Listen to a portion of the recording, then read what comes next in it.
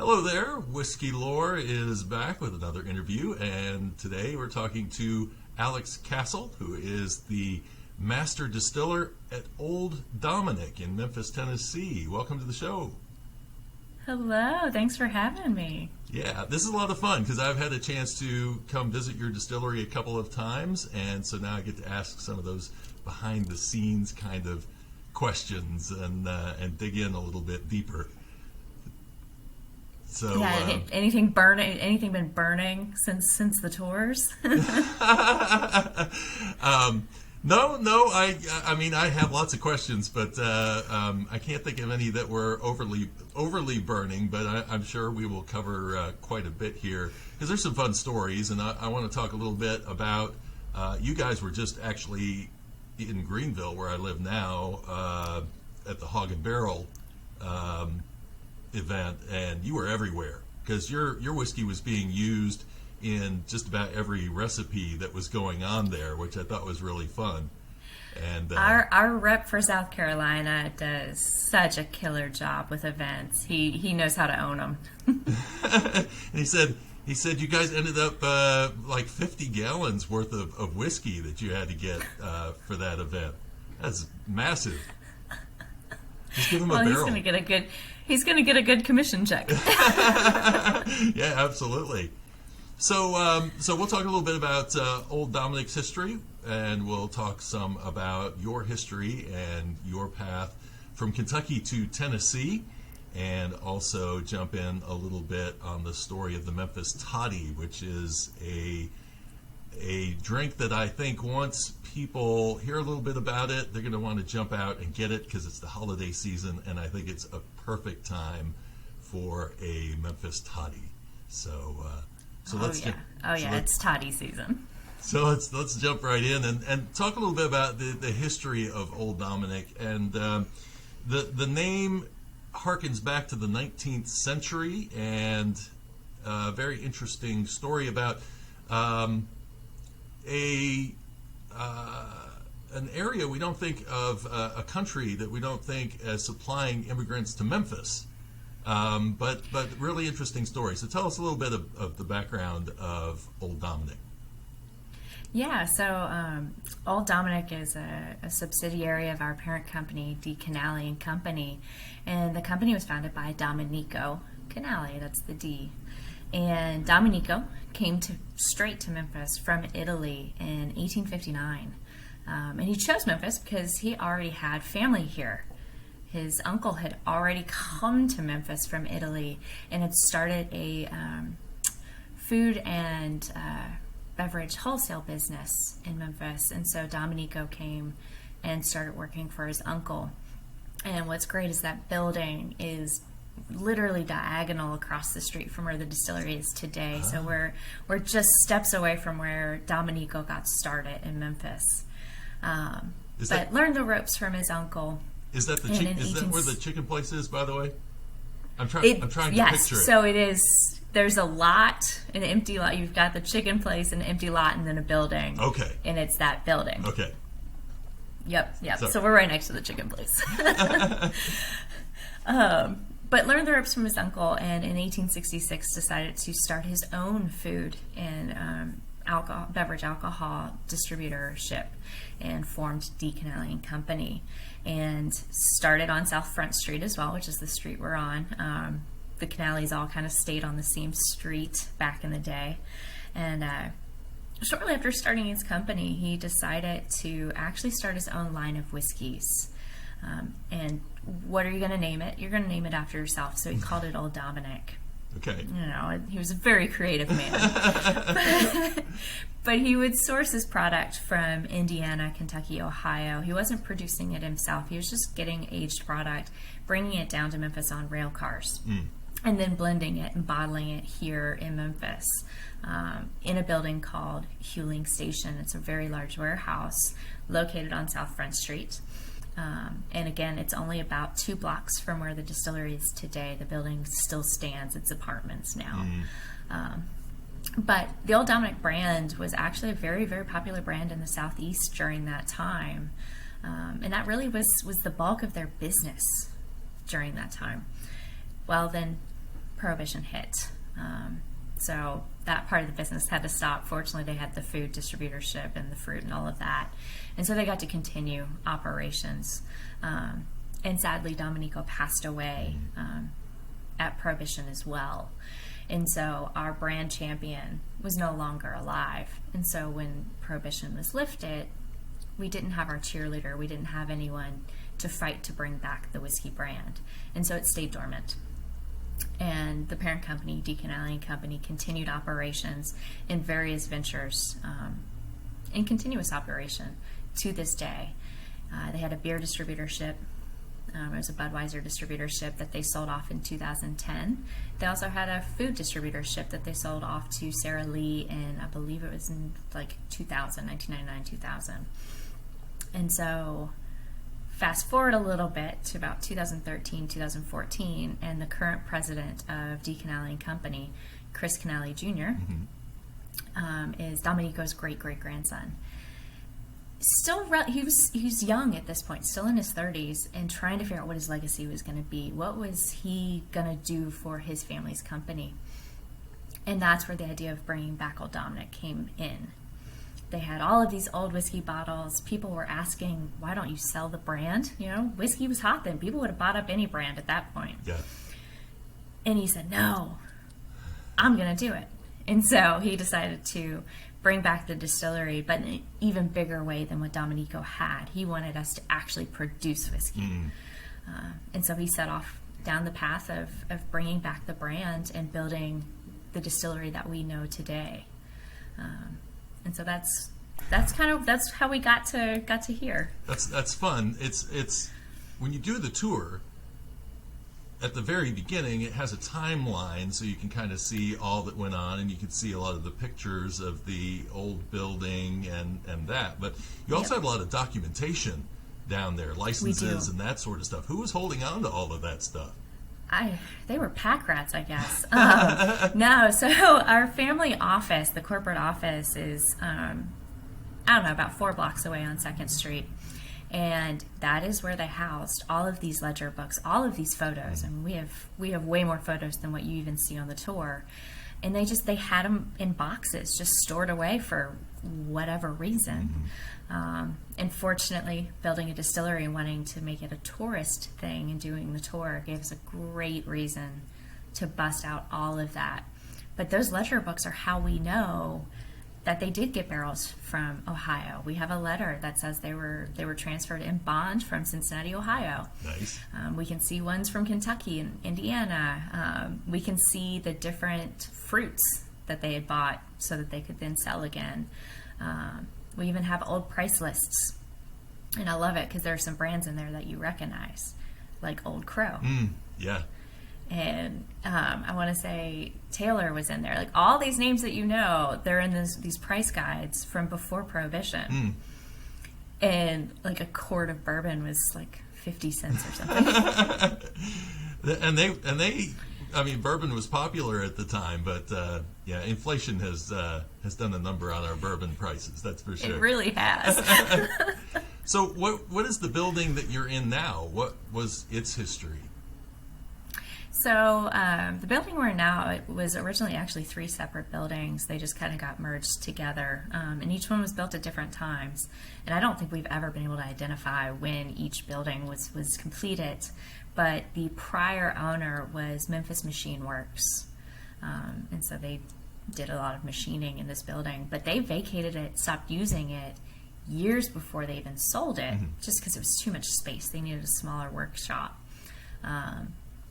And so it sat unused for I don't even know how long before they finally decided to pull the trigger on selling it. And the Canales had been looking for a building for I think over a year and just couldn't find anything that was quite right. And then they finally landed on this building. It couldn't be any better because you're just a couple blocks from Beale Street. Location is absolutely fantastic. We're 1 block off of South Main, which is a really great spot in downtown Memphis. You know, a lot of residents, but also a lot of tourists go there. Beale Street's not that far away. We're really close to FedEx Forum, the Redbird Stadium, all of it. And Front Street now is also being revitalized. We were one of the first new businesses to come in and really do something. And now everywhere around us is being revitalized. So even Front Street's becoming a great place to be. Well, and I even took a walk around the block before my tour started and went down towards the river. And very easy to walk down there and see the Mississippi and the whole riverfront that's developing down there. It's really, really nice. Riverside is fantastic. Tom Lee Park, that's where Memphis in May happens. So Beale Street Music Fest, Barbecue Fest, all of that happens down there. And what's great is it's actually getting renovation right now as well. So that's going to be even better in the future. So how much did you know about Memphis before you moved there? Nothing. Nothing? My first time in Memphis was for my interview. I had never been here, never really gave it much thought. I knew Elvis. That was about it. Yeah. In Beale Street, I had heard of Beale Street. Had you seen the firm? The firm is how I knew Memphis, just because he's running all over I think that's how town. everyone knows. Yeah. Like, okay, yeah. Go walk out to the island, see the pyramid. But yeah, I had never been to Memphis. My husband had never been to Memphis. So we kind of just, we'll see what it's like at the interview and go from there. But we've been here 6 years now, and it is such a great city to live in. And what's fun about it is that by knowing that when you first came to it, that it was kind of an out-of-the-way place for you, it showed you the challenge that you were going to probably have in starting a distillery out in West Memphis, where all the distilling in Tennessee was really located down around, Lynchburg area, and some in Nashville was starting to kick up, and a little in Chattanooga, but you guys were kind of out there by yourselves. Yes, we're on an island completely, to where when it came time to do the build out, we have amazing pipe fitters, some of the best work I've ever seen. They had no idea what they were doing as far as doing a distillery and what it is to move grain. And no, you don't want to do that with your pipe because it'll cause issues.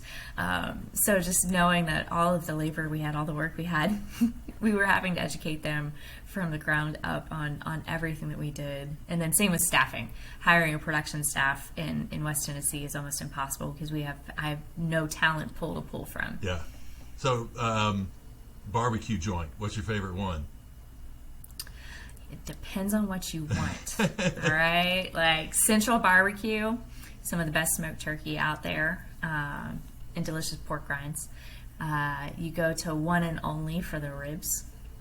Okay. So yeah, it just depends on what you want. And then like Tops Barbecue, everyone says the barbecue. You go to Tops Barbecue for the burger. Okay. Have you had one of those the 100-year-old grease burgers? I forget what the name of that. It's Dyer's. Yes. Of course. Yes. And what do you think? It's like no stop on Beale is complete without a Dyer's burger. We talk about aged beef. How about aged grease? It is so good. Those burgers are amazing. Yeah, fried hamburgers. It's creative. I will definitely give them that. So now that you are in Memphis, I have this thing between North and South Carolina, because we were just talking about Asheville, and that's where I grew up, and now I live in Greenville, South Carolina. So I did the North Carolina, South Carolina thing, and when I lived in North Carolina, you always looked at South Carolina like, yeah, whatever, I'm really happy I live in North Carolina.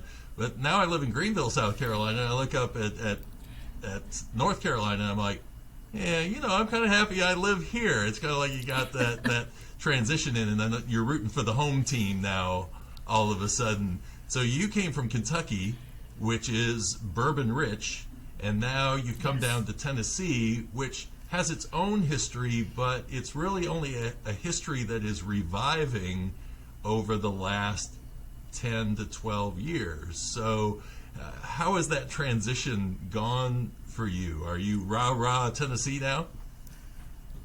I'm rah-rah Tennessee because Tennessee doesn't take itself too seriously when it comes to its whiskey, because it is really so new. Outside of Jack and outside of George Dickel, there really were no Tennessee whiskey brands. And so we're all kind of getting to come in and put our own stamp on what Tennessee whiskey is. It's a little bit harder to do that when you're making Kentucky bourbon, because there's an expectation, there's this hardcore tradition around it, and it's a fantastic tradition. But you're up against some really big names, and so you can't go too crazy if you're making Kentucky bourbon. So I love and respect Kentucky and what they're doing up there, but I think we have a lot more fun with it here in Tennessee. So I have done 40 distilleries in Tennessee now. So I've done as many distilleries in Tennessee as I've done in Kentucky, and I wrote a book on Kentucky distilleries. So, and I can tell you that my original plan was to do all of these tours so that I could write another book and do one on Tennessee in the same way I did this one, which is kind of a guide through, and here's what you get when you go here, and here's what you get when you go here, and here's the personality of this and the personality of that. And you're absolutely right that in Tennessee, I really couldn't write the same kind of book because every distillery kind of has its own personality. And where you go to a Kentucky distillery and you expect that they're going to have a Glencairn glass for you when you're done and the tasting, and it's very formulaic, you end up in Tennessee, and sometimes it's just you walk in the place and they go, "Oh, you want to do a tour? Oh, okay, yeah. Let me walk you around." And you may have the master distiller walking you around the distillery. So it goes everything from Jack Daniels and George Dickel, very formulaic, down to bootleggers where you just kind of stop by the stand and talk to the owners, which is really cool. And it's not uncommon for your tasting, instead of the fancy Glencairn that you're so used to in Kentucky, especially out east Tennessee, they're using communion cups. Yeah. And that's a challenge too, as I went through while COVID was going on, whereas I didn't when I wrote that one. And so things have had to adjust, and it's, the glasses disappeared for a while because of that too. But it definitely has been an interesting experience. And I love going to Tennessee distilleries because they're close to home too, so that helps. It's only it's easier. Yeah, except for Memphis. But the reason I went to your distillery the first time was because my brother lives in Texas, so it's a natural drive-through for me to head through Memphis, and so I've gotten to know the town too. And it went from, yes, all I could think of with Memphis was that Mark Cohn song, "Walking in Memphis," which I sing every time I walk by a street sign that says Union Avenue, But so that was part of it, and the other part was Elvis. But beyond that, and then all of a sudden, so much rich history there, and interesting story. And actually, it was at your distillery that I got to talking to someone about Boss Crump and all of the fun history of Prohibition and what Memphis was doing at that time. So it makes sense that, unless you had somebody passionate there at the distillery to fight for it, I mean, Len Motlow had to join Congress to be able to get Jack Daniels back to distilling. So it was going to take some effort.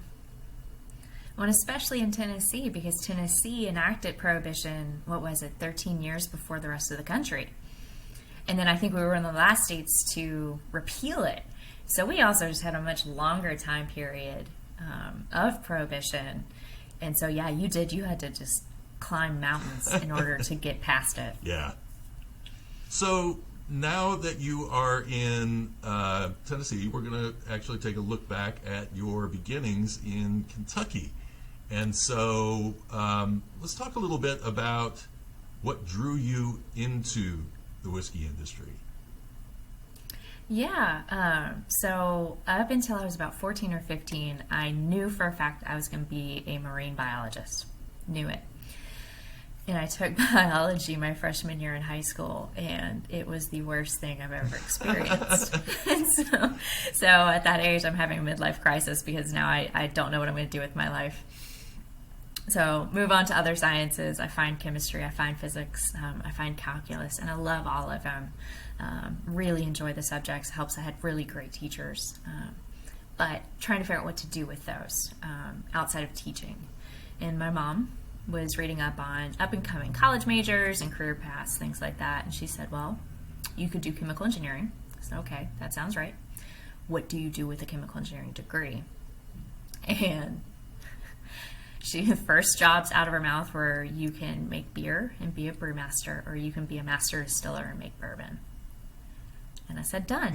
I'm going to do it. I don't know why. I still to this day have no idea what about that made me, like what hooked me. Yeah. But I loved it. I was like, this is what we're going to do. And so I decided to do that. I went to the University of Kentucky, studied chemical engineering, got my degree there, and haven't looked back since. Did you have any family members that worked in the distilling industry? No. So we grew up in northern Kentucky, so like literally just south of Cincinnati, Ohio. So we weren't even in like real bourbon country. You know, that's Louisville, that's Lexington, that's Bardstown. So we weren't even in that realm. And the only history with distilling in my family goes way, way back to my grandmother's family in Alabama, who were moonshiners.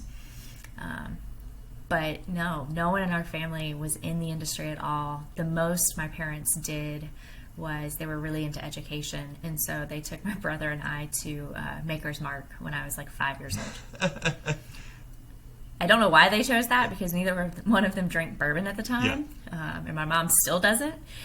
So I don't know why they thought it was good to take us there at that age. What is there out in that area? I'm surprised they were doing tours at that time, actually, because tours are still somewhat of a new thing. Yeah, they were doing tours, because I remember my dad sticking his finger into one of the fermenters and eating the fermented mash. Thought that was the grossest thing I've ever seen. And then they gave us chocolate, because of course my brother and I are too young to drink, and so they just gave us chocolate. Well, it wasn't plain chocolate. It was bourbon fudge. Oh. As a 5-year-old, it was terrible. It was like a cruel joke. Did you walk out a little woozy after that?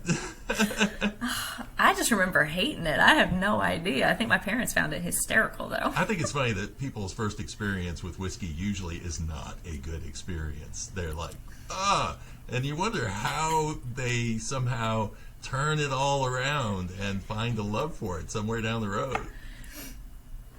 Absolutely, yeah. Looking back, I don't know how I overcame my distaste of the fermentation room smell. So when you were at University of Kentucky, because I know Louisville has plenty of opportunities around to learn about distilling, did they, on that chemical engineering track, did they have classes in there that maybe had some kind of a lean towards distilling? No. So when I was going through the program, I was one of the first students within their memory that said on day one, this is what I want to do. And I had one professor who just thought I was stupid. Like, why are you wasting your time doing this degree if you want to make beer or whatever? So the only distillation course I had, it was literally a distillation course. It was a semester of just distillation, but it was a focus on chemical distillation. Okay. So petroleum, definitely not beverage alcohol. None of that came until long after I graduated. They weren't even talking about the James B. Beam Institute when I was there. I was long gone by that point. So yeah, they didn't really have a bourbon program going. They hadn't realized that was an avenue that they should be opening up to their students. Yeah. Well, they probably weren't seeing the explosion we've had here over the last 10 to 12 years either. So you wouldn't get that smirk from a professor these days, I have a feeling. No. A lot of money to be made in the bourbon industry. So absolutely. So how did you, because your first opportunity to be around whiskey was in Lexington at Alltech, which is I know better as Town Branch, and whiskey fans probably know as Town Branch. So how did you end up getting there? Yeah, so I was looking to do a co-op during school, and at the time I still hadn't decided between beer and whiskey, and was leaning towards beer, and so I'd actually interviewed at Anheuser-Busch, and then at the same time the woman in our co-op office who was supposed to help us find these different businesses to talk to, she's 100% German. And so when I said I want to make beer for a living, she was 100% on board. She was going to help me find a job. You got a fan now. Yes. And so she found Alltech. And at the time, their main thing was animal nutrition supplements, animal feed. And then also, they owned Kentucky Ale, the beer. Okay. And so that's what made her bring it to me, is she knew they had this small brewery. And so I didn't get the job at the brewery. I got a job in engineering at headquarters, working for Mark Kaufman. He was my boss. Okay. And people now know him as the master distiller at Town Branch. Very nice. And so I got there, was doing engineering projects, but Mark knew that I wanted to be at the brewery. And so, like, every other Friday when they bottled beer, I got to go down and help bottle. And so that was his way of helping give me some exposure for the time being. Well, a couple months in, I start hearing talk about this distillery project. No one's giving me any information. Like, I'm on the outside of it, but I'm hearing it. Well, next thing I know, they have 2 pot stills being delivered from Scotland and installed into the brewery. And it looked very different back then than it does today. It was a very cramped space. Yeah. But they, my first exposure to the stills was after they were installed. They wanted to clean them and polish them because they were going to do a ton of media and press conferences and things. So they have to look really pretty. And so me and someone else from the engineering department had to figure out how to clean copper and polish them. And if you can picture how tall those stills are, we had to get top to bottom. Oh, wow. So it was not good. What do you clean those with? We tried about 1 million different things, some of which probably were not the right thing to do. I think the one we stuck with most was a citric acid solution. So that was a lot of fun dealing with acid. It's terrible. But it got me exposure. And they finally fired up the stills and realized they didn't have anyone to run them. And so Mark comes to me and says, "Do you want to observe a distillation?" I said, "Absolutely. You know I've been waiting for this." So we plan the day. I go down to the brewery distillery and meet him there. And he says, "I forgot I have to take the boys to the dentist. I have to go." Oh, crap. So I get to go back to the office and twiddle my thumbs. That'll be fun. Instead, he ran through the entire distillation process, what to do, what to look for, in about 5 minutes, and said, "Here you go." Like, in worst case, if you need to shut it down, just shut it down. Don't worry. Wow. And then he left. Oh, man. And here you are alone with, I mean, I don't know if you could take a Kentucky bourbon distiller and put them into that room, because the Scotch process, or the Scottish way of making whiskey, is different. It's very different. Yeah, from dealing with column stills and pot stills. I think that they were probably some of the first pot stills back in Kentucky. Probably since Prohibition, I would think. Outside of Woodford Reserve has always had pot stills, but outside of them, I don't think any of the distilleries really went that route. Yeah. For a long time. So yeah, that was a fun day, but I don't think I stopped smiling that entire day. That was the moment I knew that I didn't want to make beer. Yeah. Beer wasn't enough. I needed to make distilled spirits. That would have been crazy. So, how did you feel after you got done? Were you like, "Uh-oh, I hope this is good"? Yeah, I had no idea what it was supposed to taste like. No, fortunately, I wasn't even thinking about that day. But fortunately, shortly thereafter, they actually brought a retired distiller from Scotland over, Harry Coburn. He's helped do a lot of distilleries in the States. So I actually got to spend 2 weeks with Harry learning the ins and outs and what to do, what not to do. And it was very, very archaic almost, because our steam valve was manual. So literally just standing by the still, and Harry would just be like, do you know how to tell when it's ready or about to boil or whatever? I said, "No, what do you do?" And he literally just puts his hand on the still. And that's how he taught. He was like, find where the heat is, and you can gauge where you are at that point. He's like, and you'll learn to be really fast. Yeah. That'll come with time. And just learning it that way. And he's like, "Have you tasted the product yet?" I said, "No." He's like, "Well, you need to taste it. Like, you do not get to stand up here and not taste it." And so just getting those 2 weeks with him and getting that super hands-on experience from someone with that kind of pedigree was phenomenal. To where after he left, I felt confident that as long as I did what he told me to do, then we were going to have a really good product. So he actually was production director, I think, at Bowmore on Isla at one point. Yes. And so coming from the oldest distillery in Scotland, or no, I'm going to get myself in trouble with that statement. There's always that controversy about who is the oldest. Yeah. But so I mean that must have been something. And then actually, for people who don't know about Town Branch, Pierce Lyons, they may actually recognize that name, and he was the one who had this dream of coming from Ireland, because he had worked at Jameson, I believe. Yes. And then now he had a distillery in Dublin, and then wanted to open this one up in Kentucky. So did you have much interaction with him while you were there? I was fortunate enough to get some interaction with him, especially when the distillery project started and really took off. Got to interact with him from time to time, and he was such a fantastic person. So full of life, so full of just ideas and dreams. I mean, he started the animal nutrition supplement side, but then he's like, well, I want to own a brewery. I want to own a distillery. And it just kept going. Yeah. Nice. You never knew what he was going to do, but he was an absolutely fantastic person.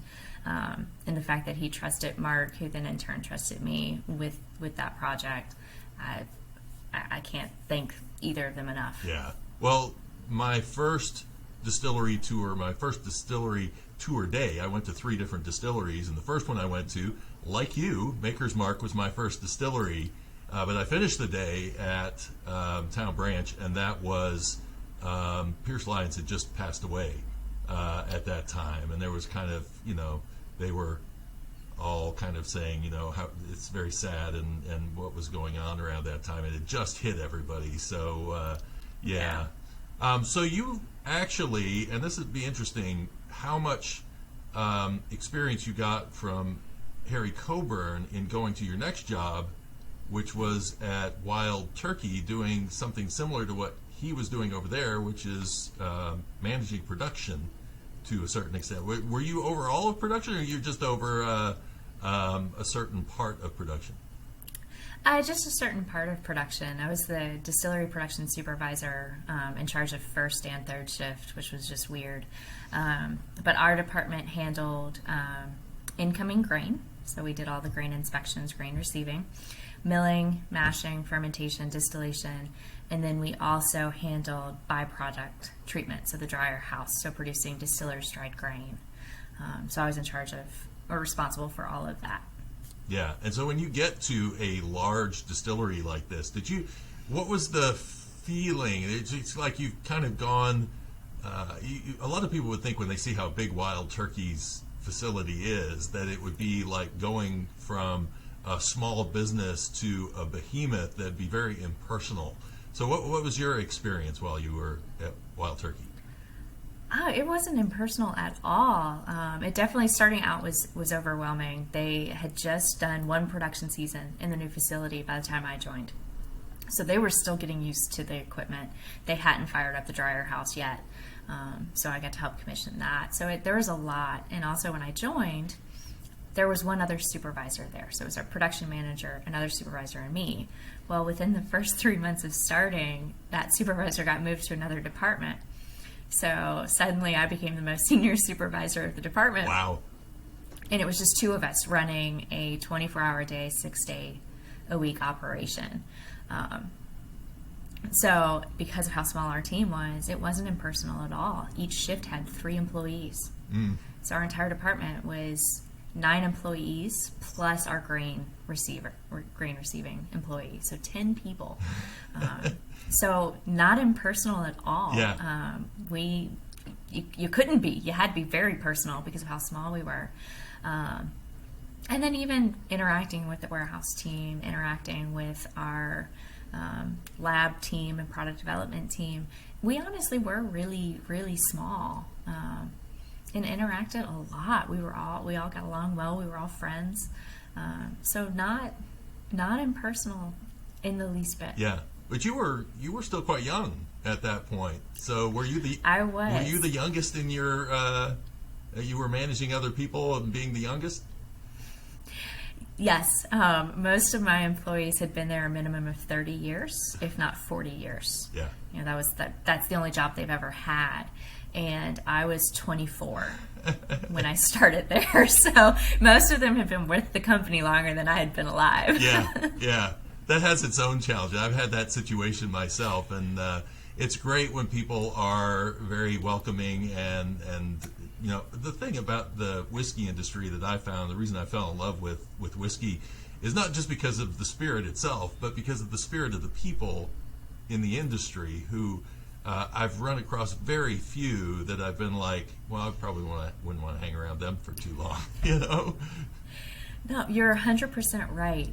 This industry is one of the best ones, one of the most fun ones to be in, because even if you don't know the person, they're still somehow your friend in a way.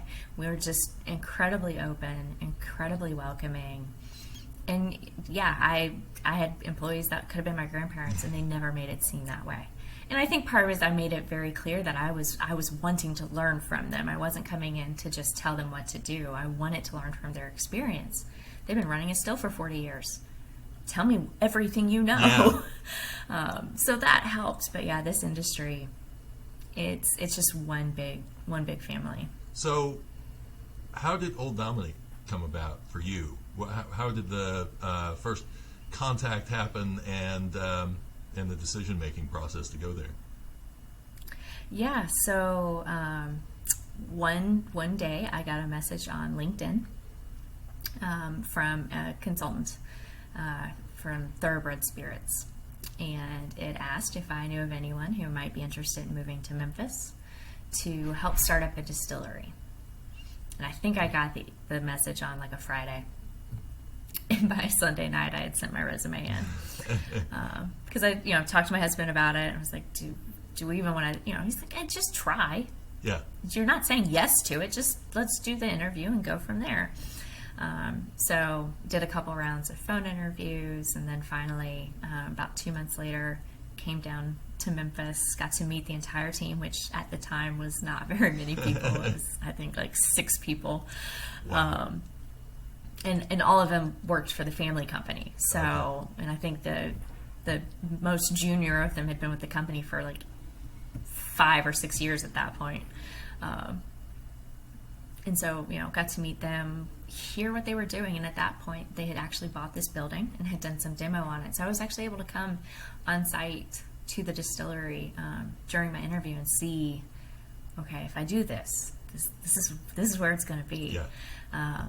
And they made sure to take care of me that weekend. I got to go to a Grizzlies game and got to go to Barbecue Fest, which if you've never experienced that, you need to do it once.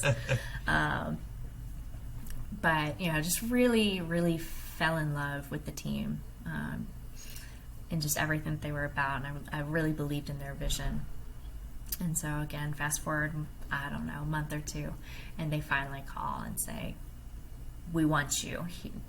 Here's the job offer. Was that as a master distiller right off the bat, or were you? I was head distiller. Head distiller. Okay. I was going to be head distiller, which they weren't going to have a master distiller, so I was still going to be in charge. And it wasn't much of a conversation. It was just make sure the numbers make sense. But let's do it. Worst case scenario is the distillery fails. If you're really going worst case scenario, it fails in the first 5 years. I gained an amazing experience of being able to build out a distillery, build a brand, even if it does fail, at least did it. Yeah. And I'll go find another distillery. That's the absolute worst case scenario. And so we decided, let's try. And so moved to Memphis in September of 2015, and here we are 6 years later. And you're not looking for another job, and it hasn't failed. It's no. If you can send 50 gallons of whiskey to Greenville, South Carolina, you've got something going on. Exactly, Yeah. exactly. And, it's been an amazing 6 years. Started, develop a whiskey, develop a vodka, develop a gin. Yeah. What, So kind of. and the gin I like, which is rare, because I'm not a big fan of gin. But when I was doing the tasting there the first time, I said, "Ooh, it's not like Pine Sol."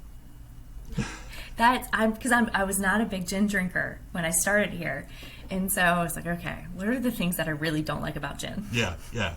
Let's get rid of them. And you have to have the juniper in there. It's not gin, but it's how do you kind of mellow that piney. I love rye, and I love rye because it has these herbal notes, and you feel like Right. gin is going to be right up my alley, but it is just too aggressive for me. It's Christmas tree. Yeah, and so the only way I could drink it was to dilute it with some vodka to try to make it not be quite as aggressive, or make a cocktail out of it or something. But yeah, just gin and tonic was not my thing. But there's almost like there's a licorice kind of a flavor that comes through on it, and I'm a big fan of licorice, so that's probably the reason why it also stands out to me, because it's not a flavor I would expect to really be out front on a gin. Yeah, I wanted it to be different, unique. There's a ton of gins out there. We needed something to stand out. We needed to put a stamp on what Memphis gin would be, and so that's kind of what we were going for. But yeah, the 6 years, like knowing that I got to develop that, and we've got whiskey coming out next year. It's been a fun 6 years, and you said it. I'm not looking to leave anytime soon. So did you get to pick out the equipment and kind of go through that whole process? And did you have any mentors or people who came and helped you get this all figured out? So most of the equipment was actually already designed and ordered Okay. through Vendom. And it's all great, so I have no complaints there. I did get to help do the layout, do the installation. Now, like the bottling line, there was nothing there. That was 100% blank canvas when I came on board. Same with the mill. And so it was kind of a mix and match of the two scenarios. And when I started, were using a distillery consultant named Pete Kamer, who has done a lot in the Kentucky bourbon world. And so he kind of was my mentor through this whole thing, using his experience in building, I don't even know how many different distilleries. And like, oh yeah, you don't want to do that because I did it and it didn't work. Yeah. So really getting to utilize his knowledge and his experience to try and help make the build out and the startup as painless as possible. That's got to be, in a way, really exciting to see all that equipment, and then also at the same time go, I'm the person at the controls. What am I going to do here? Plus, I mean, how do you come up with your mash bills? Because really, for me, the first challenge would be trying to figure out what are we going to make, and how are we going to set ourselves apart from everybody else. Well, so I'll be honest, the high rye bourbon mash bill and the wheat mash bill were developed before I came on board. Okay. They started working with MGP in 2014 because they knew they wanted some aged product. And so they actually worked with MGP, and one of the team members from Thoroughbred Spirits, they worked together to develop these mash bills, and they settled on those two because they are unique. Mm-hmm. One, wheat whiskey, especially in 2013, 2014, the wheat category didn't exist outside of Bernheim. Yeah. And going with an 83% wheat, not 100%, but 83%, it's a really high wheat content, so it was unique. And then the bourbon, they settled on that because, again, they needed something to help us stand out. The bourbon world, there's so many bourbons out there. What makes you different? Yeah. But the reason I love that mash bill when I came on board, I was like, I'm not touching it, is because I actually love rye whiskey. I like rye whiskey. Nice. And so having that 44% rye in our bourbon kind of gives you a rye whiskey without being a rye whiskey. Yeah. Well, and then coming from Wild Turkey, one of the things I love about it is the high rye. Just, I think, gives it that little oomph. And it's not the thing I run into with rye sometimes is that if they have too much corn in them, sometimes you get that over aggressive Kentucky hug out of them. But I love how Wild Turkey, is just a really nice drinking with a lot of personality to it. Absolutely. Wild Turkey is completely underrated. Yeah. It's so good. Yeah. For the price especially. So Oh yeah. So one of the things that we got a chance to taste when because I had seen you out at the Ripy House mansion and you did a presentation there, and you brought some whiskeys for us to try, and one of the ones that I tried there, I could see a little bigger smile on your face when you presented it, and I got a bigger smile on my face too when I tasted it, is the blended bourbon, which is an interesting category because I think a lot of people hear blended bourbon and they think, oh, like blended scotch. Is it going to have a lot of personality to it, or is this just going to be like something cheap you throw on the bottom shelf? And everywhere I've gone, including doing the tasting here in Greenville with Andy when he was here, everybody in the room was gravitating towards that blended bourbon. So talk about how you came up with the idea of blending bourbon first, and then tell us, the mash bill, how you created that bourbon. Yeah, and you said it. Blended whiskeys they're misunderstood, and so the consumer just kind of like shies away from them very, very quickly. And so ours is a blend of our high rye bourbon and our wheat whiskey. And it came about because, as I said, we did all of this with MGP, and those barrels are aged in Indiana for us. We don't have the space in Memphis to take the entire inventory. And so I would have samples pulled quarterly from our barrels just so I could check the progress. And I would get three bourbon barrels and 3 wheat barrels. And I'd be in the lab. I'd sample all of them, so all 6 samples. And I learned very quickly that people, no matter what your job title is, that people will judge you if you walk down the hallway at 8 a.m. holding 6 glasses of whiskey. It's just a fact. Even in the whiskey industry. It is, yes. And so, because I didn't necessarily need the entire sample I poured, but I also don't want to pour it down the sink. And so, to stop the stares, I decided one day, for whatever reason, to pour all 6 glasses into one. And so you get less stares. Some people start like, are you drinking at 8 a.m.? But it's less because it's only 1 glass. And I realized that I loved the flavor profile. I was getting the bourbon, but I was also getting the wheat. And so I was like, there's something to this. But at the time, didn't need it, just kind of put it on the back burner. But every time I did samples, I would do the same thing. And I would just sip on the glass all day long. And so finally, we're talking about the Healing Station line of whiskeys, and we've got our bourbon out already, the red label, and we're about to do the wheat. And sales are like, okay, well, we need something else. We need another SKU. Okay, what in the world are we supposed to do? And that's when I pitched the idea of a blend of the 2 whiskeys. I'm like, I was at Wild Turkey when they came out with Forgiven, and that was their bourbon and rye happy accident that happened. And I loved that product. I thought it was a wonderful product, and thought that there's something to that unique category. And so I pitched the idea of this to the team, and I did a batch for them so they could taste it. And they're like, okay, let's try this. Let's see what happens. Sales didn't care. It just gave them another SKU, which is really all they wanted. They're good at selling. They'll make it work. Yeah. And in the end, I've been incredibly surprised by how people have accepted it, and they love it because it does give them the best of both worlds. Yeah. You get that rye. So if you're a bourbon drinker, you're still getting the spice, you're still getting the body, but you're getting that amazing light sweetness of the wheat as well. And it's amazing how the two they play off of each other. They don't overpower either one of them. So it's interesting thinking about, because one of the things that I had heard about MGP, and I've heard other people say this as well, is that they just have a certain set of mash bills. You go through a catalog and you pick out what you want. But it's not really that way. You can have a customized mash bill. You used to be. I don't think they do the custom mash bills anymore unless your grandfather did. Okay.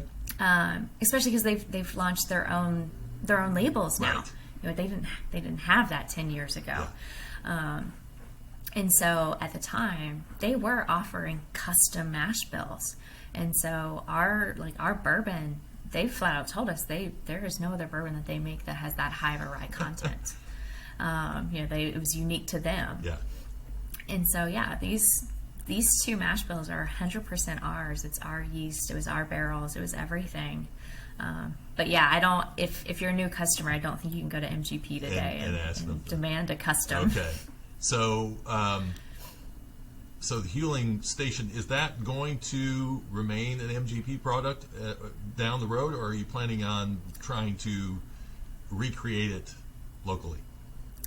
So Huling Station will live on its own and continue to be MGP for the life of the brand. That was just a decision we made a couple years ago. And next year, 2022, we will start releasing the actual Old Dominick line of whiskeys. So if you've ever seen our Huling Station bottle, you'll notice that Old Dominick's not on the front label.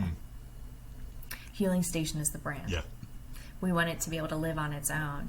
And then next year, you're going to start to see a brand that is Old Dominick whiskey. Okay. And our Tennessee whiskey will be the first one to come out in that line. And these are your barrels that you made when you first came on board. Is there? You've been tasting those, I'm sure, going, okay, are we ready? Are we ready? Yes, it's been a lot. How long has it been? It's been 5 years now. So, yeah, February they'll turn 5. And the reason we didn't release it 4 years, because the barrels tasted very good at 4 years, but we had to shut production down for a year actually, because we ran out of warehouse space. Oh. And so we had to make a judgment call. Do we go ahead and release at the 4-year mark, knowing we have a very, very limited supply that could dry up before we get to the new stuff, or do we just go ahead and delay the release so that we can do it bigger and continuous? Yeah. And that's the decision we made. And given the pandemic, I think it worked out for us. Yeah. But yeah, so next year we'll start with our Tennessee whiskey, and it will be a blend of 4 and 5 year old. Okay. And talk about Tennessee whiskey, because I hear that that the charcoal filtering process is one, and you can tell when you go on the tour too, because you see there right under the spirit safe this thing, and you're like, what is that? There's a little bit of charcoal in there. I guess they probably run it through. And I've had this discussion as I've gone through Tennessee that I think it was at Pennington that I went to, where he said, yeah, as long as you just let it like wash over charcoal at some point, it's okay. It's like it's not whiskey unless it's been in a barrel. Well, you could just run it through a barrel and have it come out the other side, and technically it's been aged for a split second in a barrel, so it's technically whiskey. Is that kind of the direction you took with it? A little bit, yeah. So the Tennessee's definition of Tennessee whiskey is rather loose when it talks about the Lincoln County process, which is the sugar maple charcoal. And so you can see ours is basically Kentucky Girl's interpretation of what Tennessee whiskey is. Nice. But it's a great way for everyone to be able to differentiate themselves. You know, that there is a very specific brand that everyone associates with Tennessee whiskey. And it has a very distinct flavor profile. Whether you like it or not, it's a distinct flavor profile. Well, there is 0 point in any of us trying to recreate that flavor profile. Because even if we achieve it, we're never going to compete with them. So why even try to beat them? And so and they go crazy with their charcoal. I forget how long it takes to filter through. Hours, it's intense. Yeah. It's like 10 feet or something like that, I think. It is. It is. It takes hours for it to go through. So instead of trying to go that route, our goal was to just let's go the complete opposite. Let's let Jack and George be themselves, and we're going to be Old Dominic, and that means very little charcoal. And so hopefully, because I know a lot of bourbon drinkers aren't super big fans of Jack Daniel's because of the flavor profile. It's a very sweet product. Well, hopefully our Tennessee whiskey, because we aren't going crazy with the sugar maple charcoal, should actually appeal to the traditional bourbon drinker because it won't be as sweet. Well, nobody at the Ripy House was booting you out because you brought Tennessee whiskey. It was probably felt a little odd, actually, bringing in a Tennessee whiskey to Kentucky. No, what's odd is when you go to Kentucky to try and get your bourbon into a bar or a store, and you also pull out a bottle of gin. That's odd. That's odd. Okay. So what's interesting too about your whiskey is that in a way it kind of harkens back to when you think of Huling Station. It kind of harkens back to the original and Dominic, because you are basically bringing in whiskey from the outside, like he was, and really just now taking it that final step. And that's why we called it Huling Station. It was in an homage to Domenico and how he founded our original whiskey brand. So let's. I have some back here. It's in glasses. It's waiting. And so this is the Huling Station, very small batch. So I always have to ask this question: what does small batch mean to you, and especially what does very small batch mean? Since small batch really isn't a legal term. Right. So coming from Kentucky, I know what they define small batch as, and you're talking over 100 barrels. We do our batches in batches of 6 barrels. Okay. So that's why I was like, if you want to call it small batch, you want that designation, that's fine. But let's take it one step further, because we are not the same small batch as Four Roses. Yeah. And so, we're about 6 barrels per batch, which also means that we are going to have some nuanced differences from batch to batch to batch. So if you've been drinking Huling Station since we released it in 2018, you will have noticed a difference from then to today, because the product has aged. We didn't have a huge inventory, so the product's gotten older.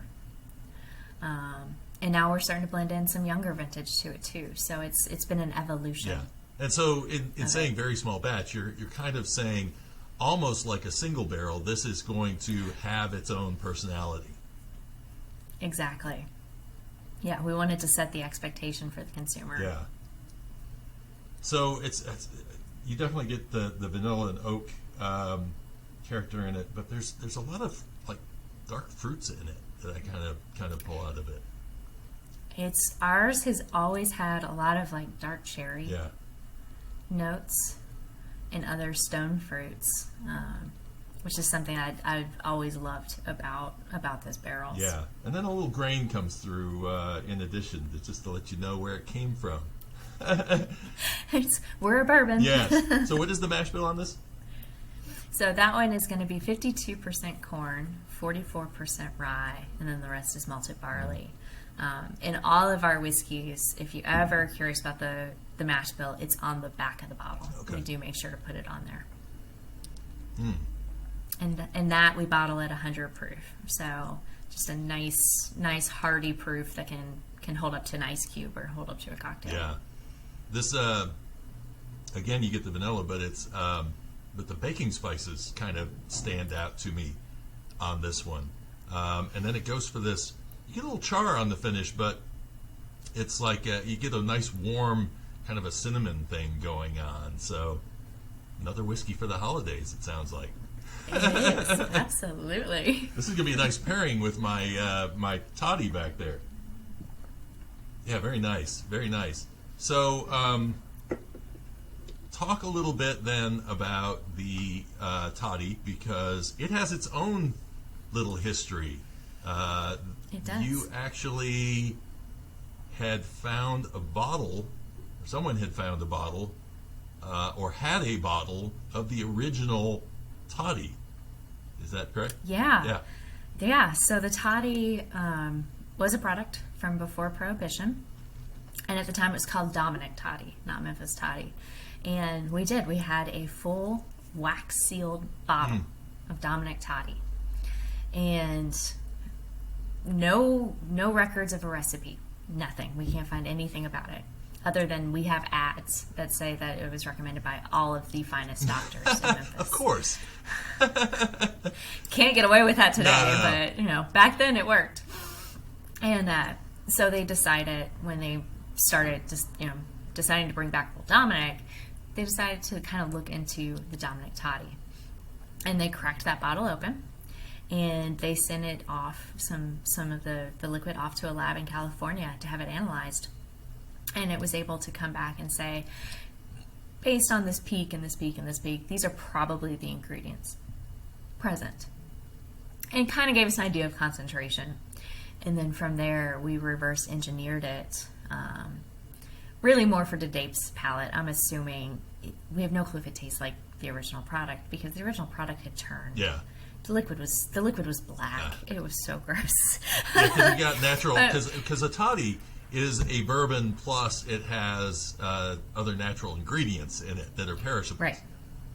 Yep. And so odds are back then, especially before Prohibition, they probably were just chucking fruit into it, and so it had turned. So we really don't know if what we have today tastes like that, but it's definitely tailored to today's consumer. And what it is, it's a bourbon base, so it's actually that same high rye bourbon that you just drank. Yeah. And we steep it with cinnamon, clove, black pepper, cardamom, and citrus peels. Basically creating just giant tea bags that we put into warmed up bourbon and water solution. And we let it steep overnight. And then we come in the next morning, we take those tea bags out, and then we add a little bit of citrus flavoring to give it a brighter citrus, because dried citrus peel is not super bright. Yeah. So just a little bit of extract to give some brightness to it, and then also just a little bit of sugar. And I use the term little very loosely. There's a fair bit of sugar in there. And it's at 60 proof. So we like to say that it really is a cocktail in a bottle. You don't have to do anything to it. It's a low enough proof that you can just sip on it straight out of the bottle. Did anybody have the guts to try to sip that old whiskey? That old toddy? I believe one of our owners, Alex Canale, I believe he was brave enough to sip it. He's still alive. Yeah. My understanding, he was as goofy before as he is now, so no change. Damage there. Because I've seen the liquid, and I was offered the opportunity to sip it, and I'm like, I'm good. I have no desire to taste turned fruit. I mean, that's what it is. It's rotted fruit at this point. I had an opportunity to go through and taste a bunch of pre-Prohibition whiskey that were just in carboys, and they didn't really have anything but like a toe tag on them that said what they were supposed to be in their former life. And so we did the chemical analysis on all of them just to make sure they weren't poison. And one of them I came across, I was trying to give them tasting notes as I was going through, and my face just went like that. And they said, "What is it?" And I said, they said, "It's obviously not good." I said, "If you like really sour, it's okay. But, I mean, maybe a sour beer fan would like this. But somebody put something in this whiskey that was perishable, or they just had a bad experiment, because it just was not good." You know, and you don't know until you try. So absolutely. Yeah. So Alex Canale said it wasn't good, so I took him at his word. Just go with that. Yeah, I'll trust him. So this one, when you don't even have to put your nose near the glass on this. Some whiskeys I have to bury my nose in the glass and snore it in to try to get some kind of a smell out of it. Yep. This I can hold it back here, and it's just cinnamon sticks and cloves and all of those. Really, I want a little gingerbread cookie to have with this, because it's just so nice.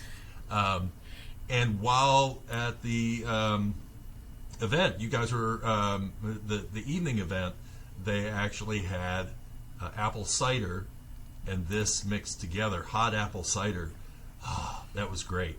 That's my go-to. Yeah. That's my go-to in the wintertime. That's because it's so easy. It's so easy to make. Yeah. See, that's just, again, and it follows through on the palate, everything that you're getting. And that citrus actually does come through and kind of gives it a little life there on the end as well. But what's fun with that product is it changes with temperature. And so for me, if you pour it over ice, I actually get more citrus. Oh. It enhances it. Okay. And so it's a fun product that way because depending on what you do, you're going to get a different flavor. Yeah. So what's next for you? You got your Tennessee whiskey coming out. When is that going to hit the shelves? Second half of 2022. I'm super vague because we're still fighting supply chain issues.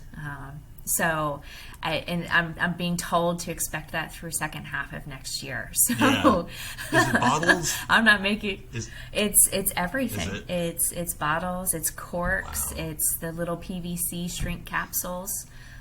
Pretty much anything at this point. So we think we're ahead of the game and should be able to meet our target launch, but Yeah. I'm going to remain cautiously optimistic on that. Man. And so how far across the United States is Healing Station right now? So Huling is Tennessee, Mississippi, Arkansas, Missouri, Kentucky, Central Florida, Georgia. Right now, just Greenville, South Carolina. Okay. We should be expanding special. to the rest of South Carolina. You are special. Because I have seen it on my shelf locally. So yeah. Yep, just Greenville. Yeah. Just Greenville for right now, but should be the rest of South Carolina next year.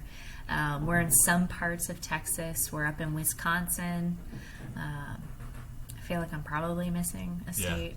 Do you think you'll? But our website's updated. Is it? You can go to olddominic.com and you can see where every single one of our products is available. Okay. Is there ever going to be a day now that the tariff thing is eased? Is there a day that you'll be in Paris and you'll see? Oh, look, there's some Healing Station or some Old Dominic on the shelf. What are your dreams for how far this goes? Right now, just focused on the States. We're an American brand, so I want to focus on that. But I would absolutely love to be able to go to London or Edinburgh and go to a pub and be like, yeah, there's my whiskey. Yeah.